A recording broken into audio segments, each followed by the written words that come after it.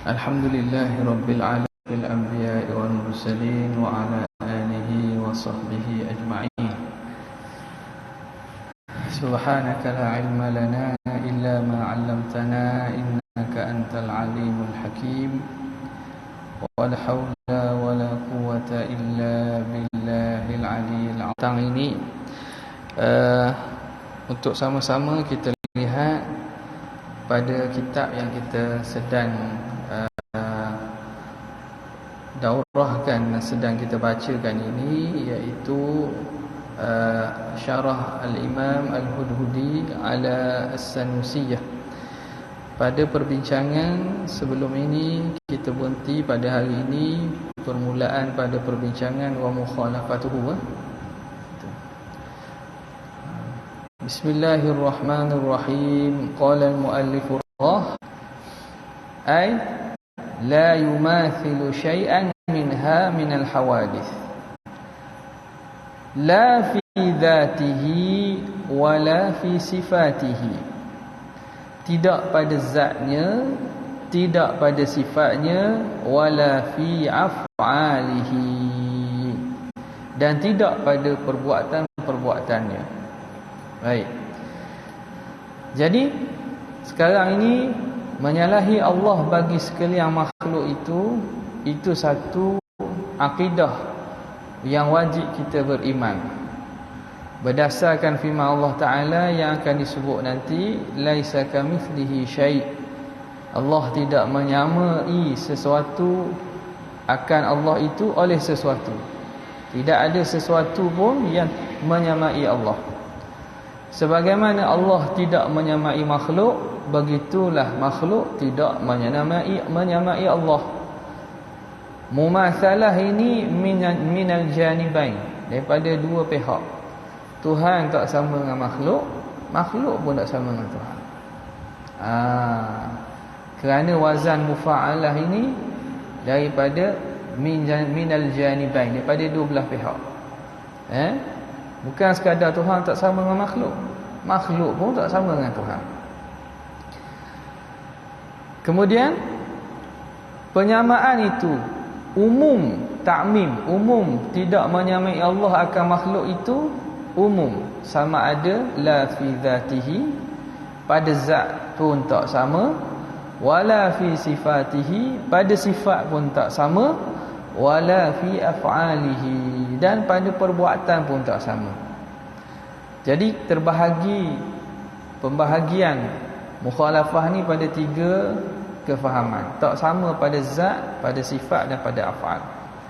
Kerana perbincangan tentang Al-Khaliq, pencipta ini, sama ada kita membincang tentang zat dia, atau sifat yang ada pada zat, ataupun perbuatan yang zahir yang dibuat, iaitu af'al. Dah pada asma', asma' ni sekadar nama je, nama. Jadi penamaan tu perbincangan yang berasingan, dia tidak dibincanglah di sini. Adakah nama tu sama? Maka perbincangan asma' dia tidak masuk dalam perbincangan sulbi di sini, kerana pembincangan asma' ni ialah pada peletakan wada', meletakkan lafaz biizai makna, pada satu makna. Adapun yang kita nak bincang ialah tentang ketuhanan dan sifat ketuhanan itu. Maka sebab itu dilihat daripada aspek zat, sifat dan perbuatan Tuhan. Perbuatan Tuhan. Itu yang mukhalafah dengan makhluk ini. Kata pengarang, wal mukhalafatu lil hawadithi. Okey, sekarang ni diterangkan apa makna mukhalafah bagi hawadis itu. Wal mukhalafatu lil hawadithi ibaratun an nafyil mumathalati fi dhati was sifati wal af'al. Menyalahi Allah bagi sekalian yang baharu ibarat, faham reti daripada nafyil mumasalah, menafikan penyerupaan. Mukhalafah tu maknanya menafikan penyamaan. tak sama itulah dari segi bahasanya. Dia sama dengan kita kata nafyul mumatsalah, mukhalafah tu. Pada zat, sifat dan perbuatan. Dia tafsirkan lagi. Zatullahi laisat kadzati syai'in minal makhluqati. Zat Allah, tiadalah zat Tuhan itu seperti zat sesuatu daripada makhluk-makhluk. Bila kita kata zat Tuhan tak menyamai makhluk, macam mana kita nak tahu zat Tuhan tu? Kalau kita nak kenal antara dua perkara, sama ada kita nak bezakan A dengan B tak? A dengan B. Jadi kita boleh sama ada kita tahu sifat A, kemudian kita kata A ni tak sama dengan B, A tidak sama dengan B. Jadi macam mana kita nak mengetahui sifat yang satu lagi? Kita tahu sifat lawan dia. A tak sama dengan B. Kalau kita tahu sifat A, kita tahulah B tak sama dengan A. Ataupun kita tahu B, sifat dia apa, maka kita tahulah A itu sifatnya apa. Sekarang ni Tuhan tidak sama dengan makhluk. Macam mana kita nak tahu ketidaksamaan tu? Maka di sinilah ulama ahli kalam mengkaji makhluk berdasarkan sabda dan riwayat daripada yang disandarkan kepada Nabi, iaitu tafakkaru fi khalqillah. Kamu berfikirlah, pandang dan tengok, fikir pada khalqillah, kejadian Tuhan, makhluk Tuhan. Wala tatafakkaru fi dzatillah, dan jangan kamu gunakan akal fikiran kamu tu nak tumpu pada faham zat Tuhan. Jadi dalam Nabi sendiri pun pesan kepada kita, suruh kita fikir pada makhluk Tuhan. Fikir pada makhluk ni bukan sekadar kita nak tahu keistimewaan, ciri-ciri dia, khasiat yang ada pada pokok ni, kelebihan ada pokok ni pada haiwan ni. Bukan sekadar tu saja. Tapi kita nak faham, nak kaji makhluk supaya membawa kepada kita beriman tentang Tuhan kepada makhluk tu. Sama ada dari segi itqan al-khalq, begitu hebatnya penciptaan Allah bagi makhluk, ataupun dari segi ciri makhluk itu, yang mana ciri makhluk itu tak ada pada Tuhan, kerana Tuhan tidak menyamai makhluk. Jadi apabila kita disuruh untuk kaji makhluk, dalam Al-Quran pun Allah Ta'ala banyak ayat-ayat suruh kita tengok pada makhluk. Tidakkah kamu berjalan, alam tara kaifa fa'ala rabbuka bi'ad, itu kepada kaum 'Ad.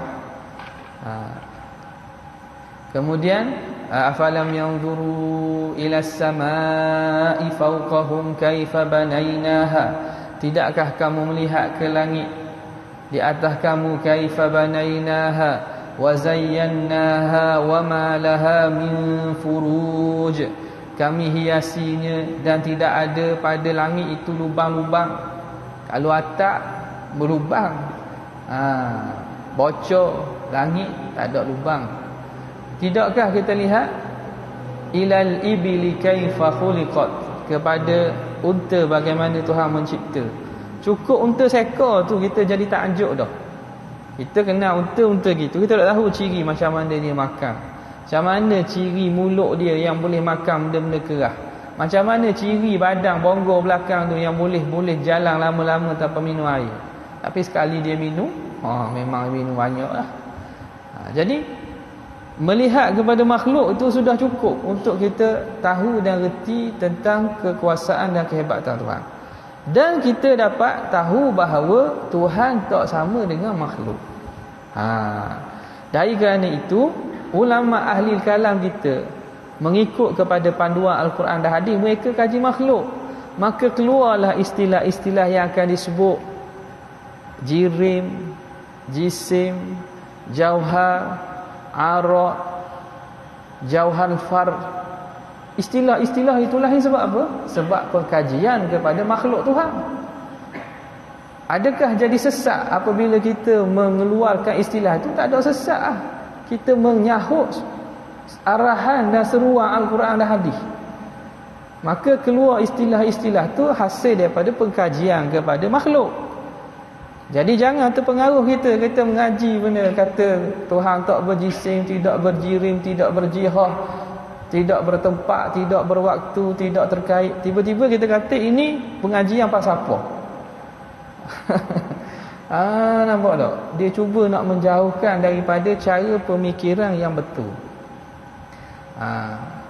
Dia kata tak ada zaman sahabat dan tak ada zaman salah. Ilmu dan perkembangan ilmu ni memang akan berkembang. Sebagaimana istilah tajwid yang awak belajar, ma'arif li sukun, wajib al-gunnah, ikhfa' hakiki, izhar halki, semua tu tidak ada pengistilahan ilmu tu pada zaman sahabat. Tapi orang tidak nafi bahawa pembahagian dan ilmu itu betul, kerana dia membawa kepada membaca Al-Quran dengan cara betul sebagaimana Quran tu turun. Jadi pengistilahan yang ada dalam ulama ini membawa kita memahami Al-Quran dan hadis dengan cara yang betul, bukan dengan cara salah. Tiba-tiba ada di kalangan mereka yang mendabik dada mengatakan bahawa kita kena faham dengan pemahaman yang betul, fahaman yang tu, dan tak boleh ikut ajaran falsafah. Tiba-tiba kata Tuhan itu boleh nak meletakkan dirinya pada mana-mana jihah berdasarkan hadis Nabi, hadis-hadis sahih. Innakum satarawna rabbakum kama tarawnal qamara lailatal badri. Kamu akan melihat Tuhan kamu sebagaimana kamu sungguh akan jelas tengok Tuhan, tengok bulan pada malam purnama. La yadumu fi ru'yatihi syai'. Tidak akan melindungi, kamu tidak akan terlindung daripada melihatnya sesuatu. Dalam riwayat hal tudamuna fi ru'yatihi, adakah kamu akan terselindung daripada melihatnya? Dalam riwayat lain hal tadammuna fi ru'yatihi, yang membawa makna la tatazahamu, kamu tidak akan berebut-rebut. Sebagaimana kalau kita tengok bulan purnama, kita duduk sini, kawan kita duduk di mana? Di kampus besuk, dapat bulan yang sama, balah dah. Kita ramai-ramai masa Rasulullah alaihi salatu wassalam sebut, maka daripada melihat bulan, ataupun kamu jadi berebut-rebut masyakkah untuk melihat, jangan meletakkan dia pada mana-mana jihad. Jadi apabila begitu, dia kata tunjukkan makna dalam syurga. Orang beriman akan melihat Allah Ta'ala. Tunjukkan Allah Ta'ala tu. Nabi pula buat perumpamaan sebagaimana kamu melihat bulan purnama, tidak akan kamu terselindung dan tak akan berebut pun tengok. Makna Tuhan ni, dia kata Tuhan boleh nak letak dirinya pada mana-mana jihad, mana-mana tempat yang dia nak. Walaupun jihad tu makhluk dia kata. Tengok ni. Ya, pahaman salah macam mana? Kalau kita rujuk kepada kitab Aqidah At-Tahawiyah sendiri, Imam Tahawi sebut apa? Ta'ala anil hududi wal ghayati. Maha suci Allah daripada ada had-had dan sekatan-sekatan. Wal arkani wal a'dha'i wal adawati. Maha suci Allah daripada adanya anggota-anggota, a'dha', bahagian-bahagian, dan juga ada adawat, menggunakan peralatan ataupun kita panggil panca indera dan seumpamanya. Mustahil Tuhan tu ada anggota, ada juzu, ada bahagian-bahagian. Wa la tahwihil jihatus sittu. La tahwihi al jihatus sittu kasairil mubtada'ati.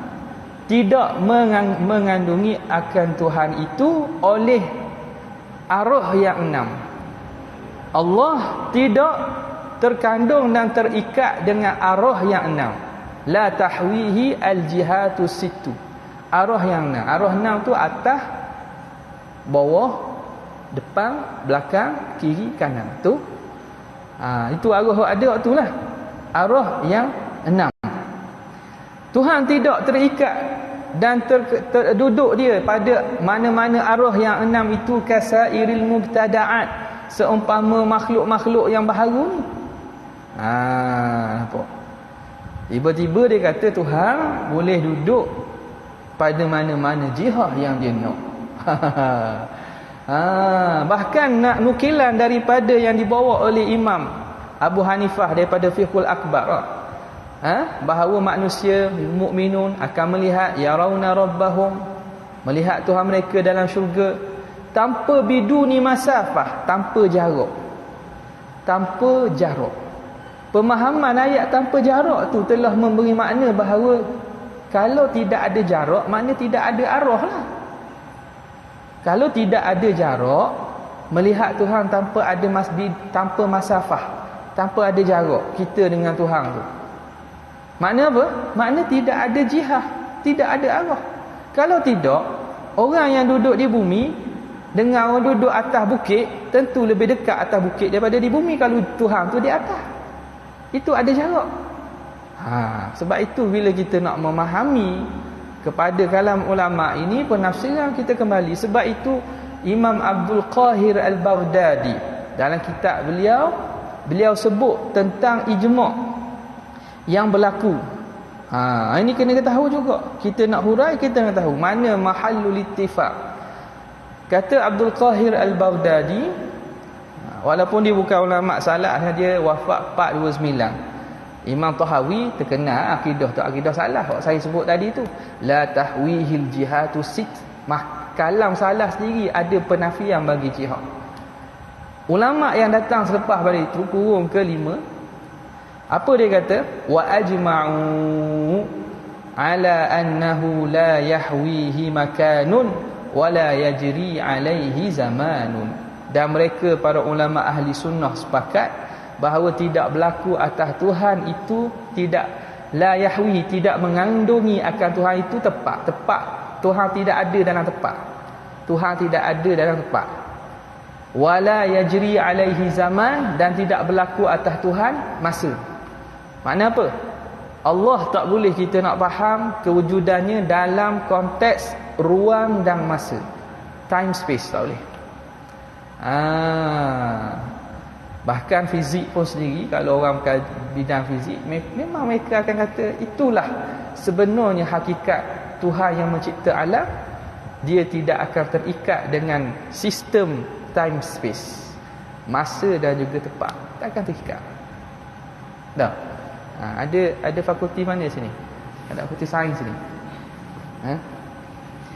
Jadi awak tengok kajian-kajian moden, memang benda itu sangat logik, dan itulah yang bertepatan dengan fitrah manusia. Tuhan yang tak sama dengan makhluk. Baik. Maka begitu, apa maknanya? Dia kata gini, ni salah faham juga. Bahkan kalau kita rujuk kalam ulama salafi pun tidak ada yang berani mengatakan bahawa dalam hadis itu menunjukkan bahawa Tuhan tu ada jihad, kecuali di kalangan gulu ataupun jihawiyah di kalangan mereka. Sebab perumpamaan yang disebut, seperti mana kamu tidak akan terselindung pada melihat bulan pada malam bulan purnama itu. At-tashbih lirru'yah laisa lil mar'i. Perumpamaan yang dibuat itu nak menceritakan tentang sama dari segi ru'yah, bukan dari segi yang dilihat. Dalam hadis itu Nabi kata, kamu akan melihat Tuhan kamu sebagaimana kamu melihat bulan pada malam bulan purnama. Sama tu, seperti itu. Tashbih itu bagi ru'yah, bagi melihat, keadaan melihat. Dari segi apa? Dari segi tadi makna tudamun ataupun tadaru ataupun tudaru tu dengan makna zuhur wal wuduh, jelas. Makna yang nak diumpamakan ialah dari segi jelas dapat tengok Tuhan. Bukan Tuhan itu ada di atas macam bulan. Bukan Tuhan tu boleh kena tengok, tapi kena tengok atas lenggok. Bawah dah nampak bulan. Nampak. Jadi tashbih itu lirru'yah, dari segi wuduh wa zuhur. Dan bukan dari segi kaifiyah juga. Kerana kaifiyah Tuhan tidak boleh dikaifiahkan. Kaifiah melihat dengan mata makna belakang tak nampak. Tak boleh juga tu. Jarak semua tu. Itu mustahil juga. Bukan tashbih dari segi kaifiah, tapi tashbih dari segi zahir. Dan bukan tashbih dari segi mar'i yang dilihat bulang. Makna Tuhan tu macam bulang. Itu juga ternafi. Maka sebab itulah untuk kita faham nas yang datang daripada Al-Quran dan hadis dengan kefahaman ulama ahli sunnah wal jamaah. Kalau tidak, gelicir lah kita. Kita pula tuduh orang ahli bid'ah, kita tuduh orang salah faham, tidak celaru dalam pemahaman. Tiba-tiba kita tak sedar kita yang sebenarnya kita kata ke diri kita sendiri. Na'udzubillah min zalik. Okey. Sebab itulah kita minta Allah Ta'ala beri kepada kita hidayah. Bila kita dapat akidah yang betul, kita pegang betul-betul, kita mantapkan dengan kefahaman yang betul. Okey. Maka keluarlah istilah bila kata zatullahi laisat kadzatil syai'in min makhluqati minal makhluqati. Macam mana tu zat Tuhan tak sama dengan zat sesuatu daripada makhluknya? Laisat jirman kal ajrami. Bahawa zat Tuhan bukan jirim seperti jirim-jirim. Jirim-jirim makna jirim makhluk lah. Al-ajram. Jadi bila pengajian kita masuk kepada penelitian kepada makhluk. Makhluk ini bila ulama mengkaji, ahli kalam kaji, ya kita ingat ahli kalam ni, kita jangan ingat ahli kalam ni maknanya orang yang sebarangan. Ahli kalam ni kalau ikut dia ahli sains jugalah zaman tu. Sebahagian mereka.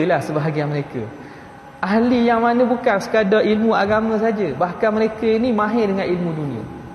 Sebab tu mereka boleh bercakap tentang bagaimana nak kiblat. Itu kena pada ilmu astronomi, ilmu falak. Bagaimana nak menentukan apa ni, contohnya masak tak masak buah semua kan. Bila kita nak uji, itu kena ada sedikit pengetahuan tentang ilmu pertanian. Yang mereka tulis dalam kitab tu, makna mereka bukan hanya terhad pada ilmu pengajian Islam saja. Hukum hakam jual beli tu makna mereka masuk sendiri dalam medan al-muamalat, baru mereka mampu tulis dengan tepat tentang hukum hakam muamalat. Tapi ada juga orang hebat, ulama, orang lelaki ulama tapi tulis pasal haid. Walaupun mereka tidak pernah haid, tapi ulama, Imam Nawawi dan seumpamanya, orang lelaki lah, tulis pasal haid. Panjang pula dia tulis tu, kalah orang puan. Kalau nak tanya haid ni, kalau tanya bersyarah lelaki ni lagi jelas. Macam mana dia tahu? Itu ya adalah situasi begitu tu adalah. Tapi pada kebanyakannya mereka ini masuk dalam ilmu yang mereka bicarakan. Bukan makna cakap-cakap auta goreng atas angin, bukan. Baik. Maka bila ulama kaji makhluk ini, maka makhluk ini sebenarnya tak lari daripada jirim. Jirim. Kemudian jirim tu dibahagi dua. Kalau lihat ni macam pengkategorian dalam sains lah. Tak, benda hidup. Benda hidup yang dimaksudkan ni makhluk lah. Benda pula ada benda hidup, benda tak hidup. Benda hidup, benda tak hidup. Lepas tu benda hidup pula ada haiwan, reptilia, amfibia, macam-macam lah tu. Benda hidup pula ada tumbuhan dulu, tumbuhan, ada haiwan. Jadi itu pengklasifikasian itu tidak masalah. Itu tidak benda yang makna sesat. Kerana sebab kita kata jirim, kita jadi ahli falsafah. Maka bila mereka kaji makhluk ini, mereka dapati bahawa makhluk ini tak lari daripada bersifat dengan jirmiyah. Semua ini berjirim. Cuma sebahagian daripada makhluk ini jirim yang bentuknya beza dengan yang lain. Ada jirim yang latif, dia bukan bertokor macam angin. Itu juga jenis tokor. Makhluk-makhluk halus, jin, malaikat, itu jenis-jenis yang ada, dia berjirim kerana dia pada tempat juga. Sebab tarikh jirim ini, jirim ma tahayyaza bi nafsih, sesuatu yang menempati dirinya itu bertempat, menempati dengan dirinya. Makna dia mempunyai kedudukan tempat. Malaikat ada tempat tak? Ada. Ada malaikat langit, ada malaikat di bumi, ada malaikat yang datang hadir majlis ilmu. Maknanya makhluk-makhluk bentuk yang daripada jismul latif ini, jirim yang latif ni tetap mempunyai tempat. Hatta roh kita pun, roh kita ada tempatnya. Sekarang masa kita hidup ada dalam badan kita, walaupun secara spesifik kita tak tahu di mana dia. Itu daripada rahsia Tuhan. Roh kita duduk mana? Adakah dia mengalir seluruh badan seumpama menyerapnya air dalam batang pokok? Itu daripada rahsia Tuhan. Tapi dia ada dalam badan kita. Bila mati keluar dia. Maknanya masih roh bertempat. Tengok. Bila begitu, itu ada namanya jismul latif, jirim. Jirim ni apa? Jirim ni makna matahayyaza bi nafsihi, bila gabungan dua jirim dan lebih kita panggil jisim. Dalam sains pun belajar kan. Jisim lebih, dua dan lebih dia panggil jisim. Bila juzuk yang paling halus, istilah khususnya dipanggil jauhar al-far. Jirim dengan jauhar ni sama. Al-jirmu dengan jauhar. Saya nak tubik payah. Boleh tulis tak? Nampak tak? Tak apa dah. Boleh tulis tak? Jauhar. Takut salah tulis. Jauhar kan dia tulis jim waw haro. Jauhar. Baik, ki ejaan tu biar betul lah. Ejaan biar betul.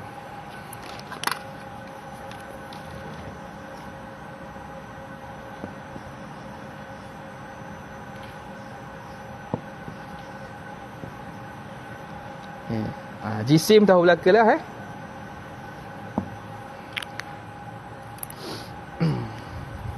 Tulis lalulah. Kaki tak payah bangun dah.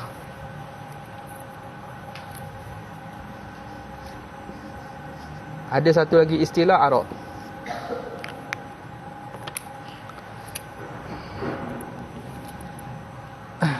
Okey.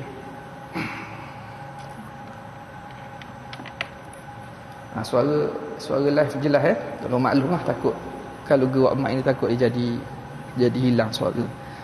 Okey. Jadi jauhar bukan bangsa Johor. Baca molek tu juhur. Itu juhur. Juhur. Orang Jawa sebut Johor. Johor Johor. Jauhar. Jauhar. Dan jirim samalah. Kalau juzuk yang paling halus yang tak boleh dipecahkan, di istilah khusus dia panggil jauhar fard. Jauharun fardun. Jauhar tunggal. Itu molekul ke elemen yang paling halus yang tak boleh pecah dah. Jadi kalau kita ikutnya pembahagian ni sebenarnya pembahagian nano. Pembahagian nano, paling kecil lagi. Lagi mana dia boleh pecah lagi? Masih bukan jauhar fard lagi. Faham tak? Itu istilah yang diletak oleh ulama kalam. Jadi kalau kita kata jauhar fard itu atom. Setengah mungkin orang dulu guna istilah atom lah. Atom boleh pecah lagi? Ada lagi komponen atom ada tak? Ada lagi tak? Boleh lagi kan? Boleh lagi. Jadi tidak menepati pada takrif kalam, ulama kalam. Jadi takrif istilah moden ni bila kita nak pasangkan, kita tengoklah kesesuaian ni. Mungkin lepas ni ada lagi kot lebih halus daripada benda partikel nano ke apa. Ada lagi. Kuat ni. Kuat. Orang minat fizik cari kuat. Kuat satu bahagian yang halus yang ulama pun kemudian ni baru jumpa ahli sains. Jadi berdasarkan takrif itu, jauhar fard ini ialah unsur yang paling halus yang tak boleh nak pecah dah, tak boleh nak bagi dah. Selagi mana dia boleh bagi, dia bukan jauhar fard lagi. Okey. Maka bila dikaji alam ini, bahawa alam ini tak lain adalah daripada jirim-jirim. Maka bila kita tahu alam ini zatnya ialah zat yang bentuk jirim, tahulah kita bahawa Tuhan bukan macam alam, Tuhan bukan berjirim. Mudah aja. Adakah melazimi bila kita kata Tuhan itu tidak jirim, tidak bertempat, Tuhan tak ada? Ada. Ini yang pahaman zahir orang yang menolak ilmu kalam, penafian kepada keadaan Tuhan berjirim itu dan bertepat Tuhan, tidak melazimi wujud Tuhan, tidak melazimi nafi Tuhan. Kerana wujud ni satu mafhum, adanya zat. Bila zat itu tidak mesti zat ada dalam bentuk jirim, kerana ada zat yang bukan daripada jirim, iaitu Allah Ta'ala. Kerana Allah ni yang maujud, yang ada. Alam ini maujud juga, tapi maujud alam ni dalam keadaan jirim. Bila Tuhan kata dia tak sama dengan alam, maka wujud Tuhan bukan dalam keadaan jirim. Bagaimana dah secara lah. Memang kita tak nak mikir dah. Dah. Kita tak nak sampai dah. Lebih daripada mengatakan Tuhan tak sama sifatnya dengan makhluk. Makhluk jirim, Tuhan bukan jirim. Cukup sekadar itu. Adakah lazim menafikan Tuhan berjirim, kita kata Tuhan tak ada? Tak. Yang mengatakan berlazim tu tidak faham antara mafhum wujud dengan mafhum jirim. Sebab dia kata setiap yang ada itu mesti jirim dan bertepat, atau setiap yang ada mesti bertepat. Apa kaitan tepat dengan ada? Ni mereka tak boleh nak bezakan antara hukum adat dan hukum akal. Yang mula-mula sekali kita bicara tentang hukum akal, hukum adat dengan hukum syarak. Kerana mereka hanya melihat segala yang ada ini mesti bertepat, maka mereka mengkiaskan Tuhan pun mesti bertempat. Ini satu kias yang jauh. Ini satu kias yang salah. Dia mengkiaskan khaliq dengan makhluk. Dia mengkiaskan ghaib dengan syahid. Yang dapat Allah Ta'ala yang tidak dilihat dikiaskan dengan makhluk yang dapat dilihat ni. Itu tak betul lah tu. Mereka sendiri pun pada setengah tepat menolak kias al-ghaib ala syahid. Mengkiaskan Tuhan yang tak nampak ni dengan makhluk yang ada. Tak betul lah. Jadi bila begitu, bila kita dah yakin bahawa makhluk ini bersifat dengan jirim, jirmiyah, segalanya jirim, maka Allah Ta'ala wujud bukan dalam keadaan jirim. Macam mana? Yang layak dengannya Allah Ta'ala maha tahu. Kita tak boleh nak fikir dah situ. Zat yang maha agung, maha berkuasa, yang tak sama dengan makhluk. Okey, boleh. Jadi kalau kita masih tak boleh mengeluarkan kefahaman kita daripada memikirkan ada Tuhan tu mesti kena bertepat, maka kita sebenarnya tahap pemikiran kita macam budak-budak. Tengok budak-budak, adik kita, tak? Anak saudara kita. Tuhan ada mana? Tuhan ada atas. Kalau kita kata Tuhan tak di atas, tak di bawah, tak depan, dia kata tak ada ke? Tengok. Bila kata tangan, dia bayang tangan. Awak sendiri masa awak kecil-kecil, awak boleh, kalau yang masih boleh ingat lah, mungkin dulu kita pernah mikir Tuhan ni mesti besar. Sebab kita tengok Allahu Akbar, saiz dia besar. Tak, mesti dia duduk tepat yang tinggi. Tak ada fikir itu sekecil-kecil budak-budak. Tapi bila dah kita meningkat dewasa, kita dapat faham bahawa besar yang kita bayang masa kecil tu salah. Betul tak? Anggota yang kita kata Tuhan ada tangan, yang kita bayang tu sebenarnya tak betul. Tinggi tak betul. Tengok, akal manusia ni bila dah makin matang, dia tahu dia boleh makhluk. Tapi kalau dia masih budak-budak, kita cakap tak boleh payah, tak boleh nak faham. Akhirnya kita kata gini, tak usah tanya. Tak boleh tanya, meh kita pergi cari aiskrim, pergi coklat. Tak apalah, bab budak dia tak boleh nak fikir. Dia bagi dia macam tu, besar mana tu, abkasa dia akan fikir gitu. Sebab dia masih duduk dalam pemikiran keanak-anakan, yang nak tengok benda macam hak ada ni. Tapi hebat pada hak ada, salah sebenarnya. Allah Ta'ala tak mampu kita faham dengan akal kita hakikat zatnya. Wa kullu ma khatara bi balika fallahu bi khilafi dhalika. Setiap sesuatu yang terlintas pada akal kita, Allah menyalahi itu. Apa yang kita terlintas, Tuhan ni besar betul juzuk gini ke, cerahnya, atau macam-macam, apa yang terlintas, maka itu Tuhan menyalahinya. Allah takkan begitu. Bila dah kita matang pemikiran, makna kita boleh terima sahaja gitu. Makna orang yang tak boleh nak terima lagi, pemikirannya masih tahap ke anak-anakkan lagi ya. Ke anak-anakkan lagi. Okey.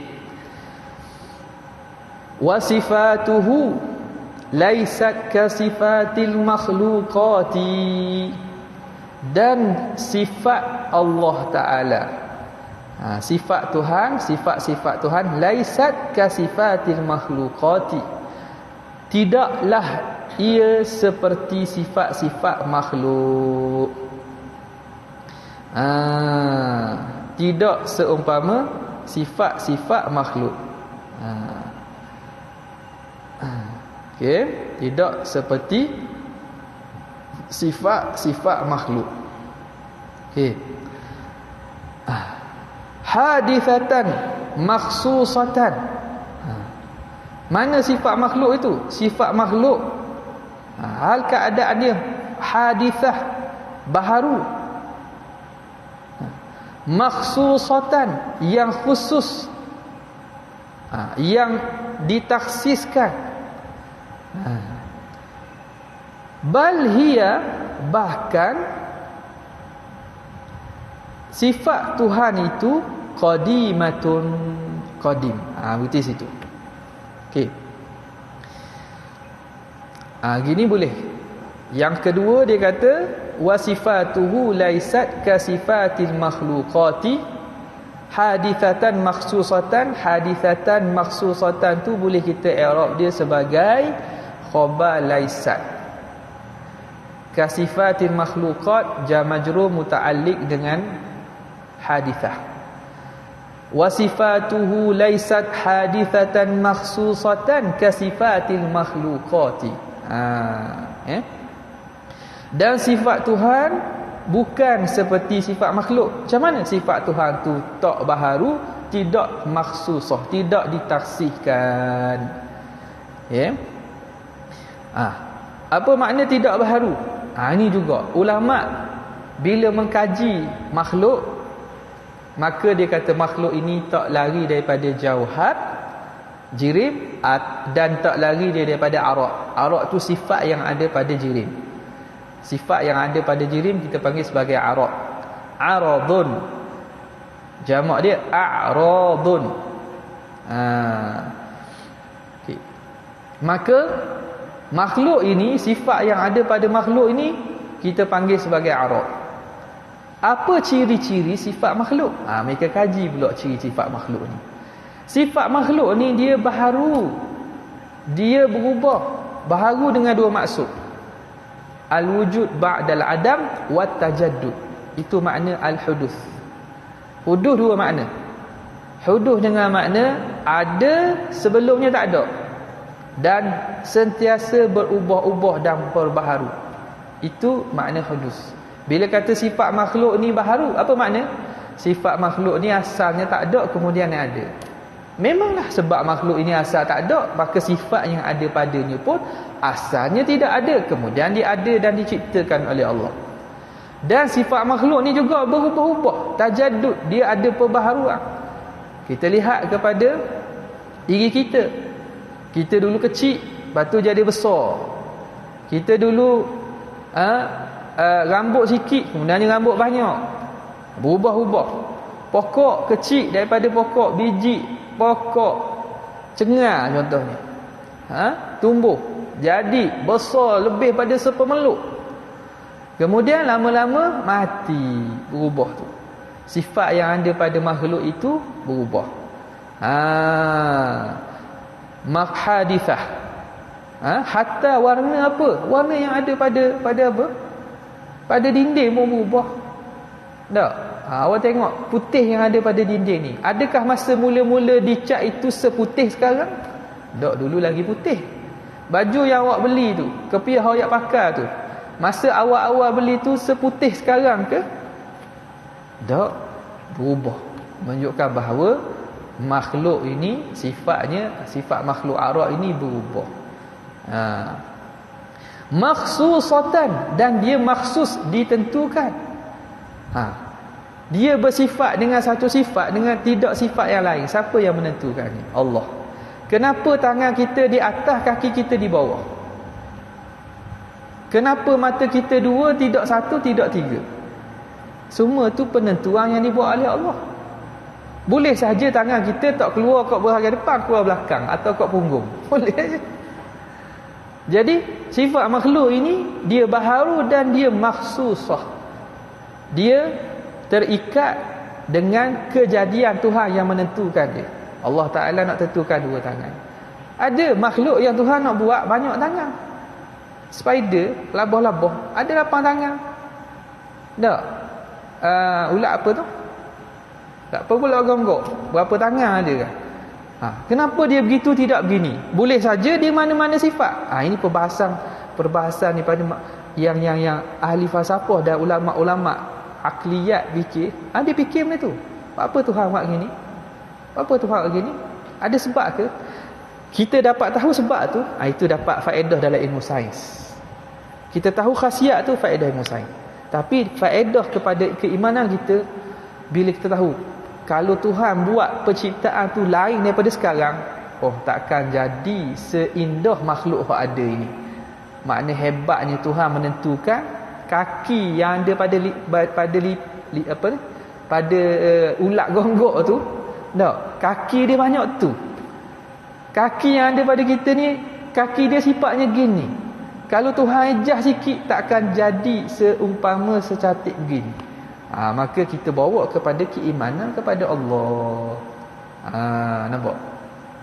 Maka tengok, dia kata bal hiya qadimatun, bahkan sifat Allah ini qadimah, sedia, tidak ada permulaan, tidak baharu dia. Selesai begini sifat. Wa af'anuhu laysat ka'af'alil makhluqati. Buang alif lam pada af'al tu. Buang alif lam pada af'alil makhluqat. Baik tu. Wa af'aluhu laysat ka'af'ali makhluqat. Ka'af'ali, kaf alif fa ain alif lam, bukan kal af'ali. Buang alif lam pada kal af'al tu. Dan perbuatan Tuhan tidak seperti perbuatan makhluk. Hadithatan muktasabatan, yang mana perbuatan makhluk ini baharu lagi muktasabah, diusahakan. Wa af'aluhu laysat hadithatan muktasabatan ka af'alil makhluqati. Perbuatan Tuhan tidak sama macam makhluk. Mana? Tidak baharu dan tidak bentuk usaha. Laysat muktasabah, bukan diusahakan. Sekarang ni pengarang rahimahullah nak cerita apa ciri perbuatan makhluk. Perbuatan makhluk pertamanya dia baharu, hadithah. Makna apa? Perbuatan kita, contoh kita menulis, kita berjalan. Sebelum kita melakukan perjalanan dan langkah pertama itu, sebelum tu kita tak melangkah. Tak? Hatta kita nak melangkah pun, dalam kita langkah tu, kita langkah setapak. Sebelum ada tapak yang pertama, tak ada lagi. Kemudian kita langkah. Adalah tapak kedua, sebelum kita melangkah kedua, sebelum tu tak ada lagi. Makna perbuatan kita ni baru dan baharu. Baru ada. Lagi perbuatan kita bentuknya ataupun perbuatan kita ialah semata-mata iktisab. Kita mengusaha. Jadi makhluk ini perbuatannya, nisbah perbuatannya perbuatan dari kategori iktisab sahaja. Mengusahakan melakukan perbuatan. Itu perbuatan kita. Hasil perbuatan itu ciptaan Tuhan. Jadi perbuatan makhluk ni hanya bentuk usaha. Kita mengusahakan. Maka berlaku perbuatan itu dengan penciptaan Tuhan. Okey. Kita nak contoh mudah lah. Contoh mudah. Kita nak dapat ilmu. Kita kena belajar. Belajar tu ialah usaha kita untuk faham. Okey, faham tu mesti dapat ke? Tak. Faham tu Tuhan bagi. Jadi perbuatan kita ni hanya dalam kategori iktisab, usaha saja. Tu contoh paling mudah lah. Saya nak beri contoh. Contoh lain sebenarnya sama je, tapi takut payah sikit kita nak hadap. Perbuatan kita belajar. Tujuannya nak mendapat faham. Okey, faham itu mesti dapat ke?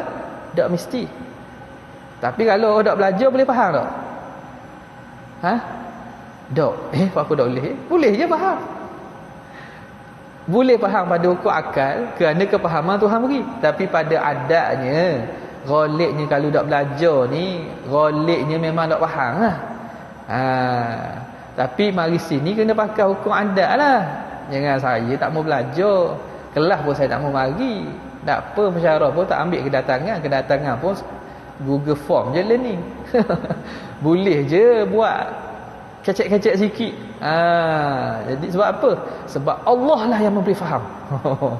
Ini bukan kata yakin tauhid ni. Ni malah bukan sebab kuat akidah ni. Ni sebab kuat main game ni. Nampak tak? Buat TikTok ni. Jadi adanya nak faham dengan usaha. Tapi usaha nak faham dengan usaha belajar. Tapi faham tu Allah Taala beri. Kita perbuatan kita bentuk usaha. Okey. Lagi dia kata bal, bukan bala bal. Buang ya tu. Ni saya salah kat ni. Maaflah kita ni sebab buat dengan last minute. Okey.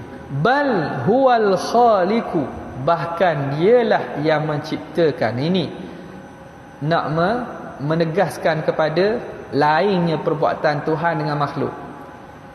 Bahkan perbuatan Allah Ta'ala itulah huwal khaliqu lil kainati, dialah yang menciptakan bagi sekalian kainat. Kainat ni makhluk lah, kain yang ada ni.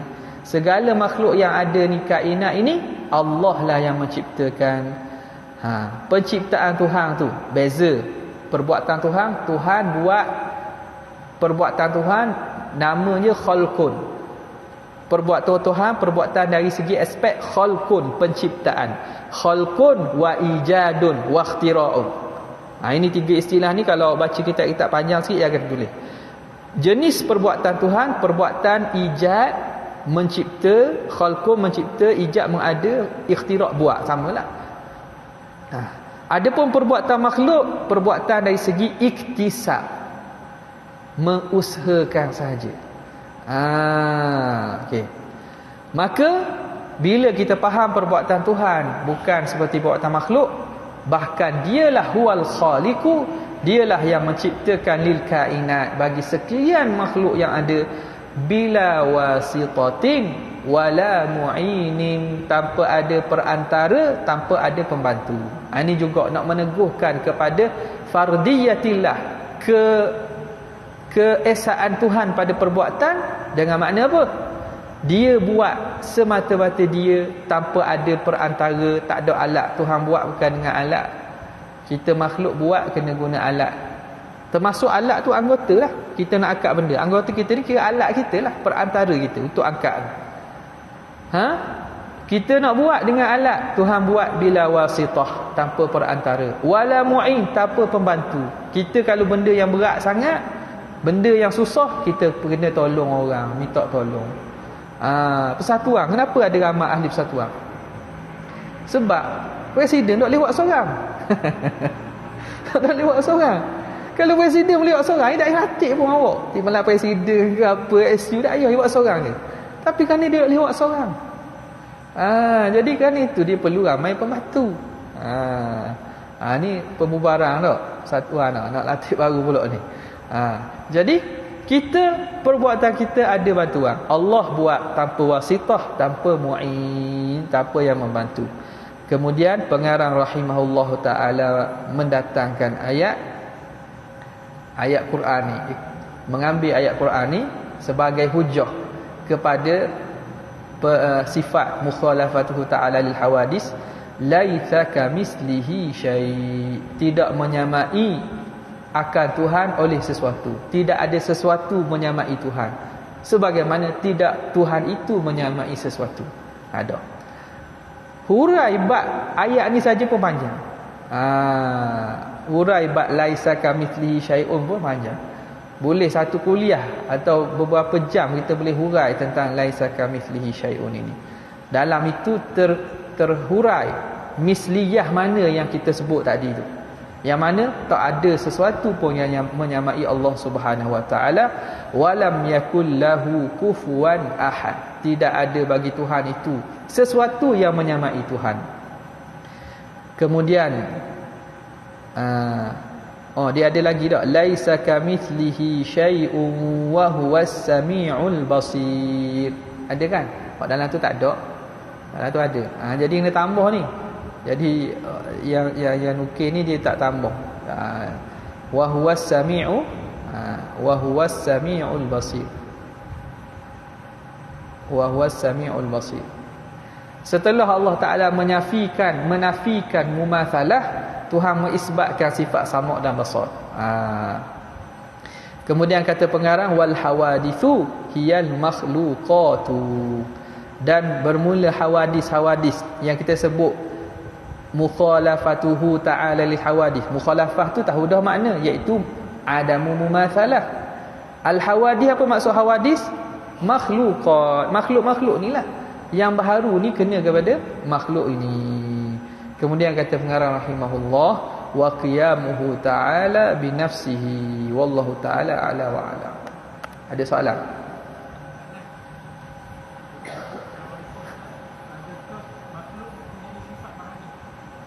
Adakah makhluk mempunyai sifat ma'ani?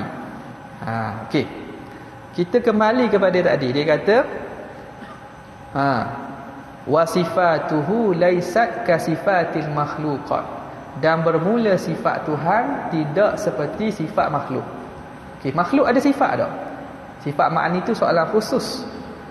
Sekarang ni makhluk tu ada sifat tak? Berdasarkan nas yang kita baca, sifat Tuhan tak sama sifat makhluk. Makna makhluk ada sifat tak? Adalah sifat. Baru boleh kita kata sifat makhluk, sifat Tuhan tak sama. Kalau sifat Tuhan saja ada, makhluk tak ada sifat, kita nak banding apa? Kita banding yang mawjud dengan makdum. Ni jaga molek ni. Soalan gini, isu gini biasa dibawa oleh golongan ahli makrifah sesat ni. Bukan orang tu sesat, orang tanya tidak. Tapi perbahasa ini boleh dipanjangkan lagi pada perbahasa ilmu makrifat yang buat sesat ni lah. Dia kata kita tak ada sifat. Pemahaman yang tak betul boleh menyebabkan pada menafikan wujud makhluk, wujud sifat makhluk, wujud alam. Yang dipanggil dengan pemahaman wahdatul wujud yang sesat, pemahaman hak sesat bagi wahdatul wujud. Okey. Jadi jawapannya, makhluk ada sifat. Dan antara sifat makhluk tu ada sifat ma'ani. Jadi boleh dan betul kita kata makhluk pun ada sifat ma'ani dia. Dah, kalau gitu syirik. Tak syirik. Kerana sifat ma'ani kita tak sama sifat ma'ani Tuhan. Sifat kita tak sifat Tuhan. Hak tu nak mukhalafah situ. Bukan mukhalafah Tuhan ada sifat, kita tak ada sifat. Tuhan ada zat, kita tak ada zat. Tu mukhalafah juga. Tapi mukhalafah dari segi nafi ada, nafi dengan tak ada. Ada dengan tak ada. Sekarang ni makhluk wujud ada. Sifat dia ada tak? Adalah, buktinya kita boleh tengok. Bukti yang kedua bahawa makhluk mempunyai sifat ma'ani ialah kita boleh tengok sifat yang ada pada diri kita ni. Rambut kita warna hitam. Rambut saya hitam, putih tapi putih banyak dah. Sifat yang ada pada rambut kita warna hitam tu, warna tu sifat ma'ani. Ada tak? Jawapannya ada. Jadi mana dalil makhluk ada sifat ma'ani? Dalilnya ada pada diri kita sendiri, diri awak lah. Nampak tak? Jadi itu menunjukkan bahawa makhluk ni ada sifat ma'ani, dan kita boleh kata dan betul ada sifat ma'ani. Tetapi mana mukhalafah diri? Sifat kita tidak sama dengan sifat Tuhan. Boleh? Ada lagi? Alhamdulillah. Sekadar itu saja. Wabillahi taufiq wal hidayah. Wassalamualaikum warahmatullahi wabarakatuh.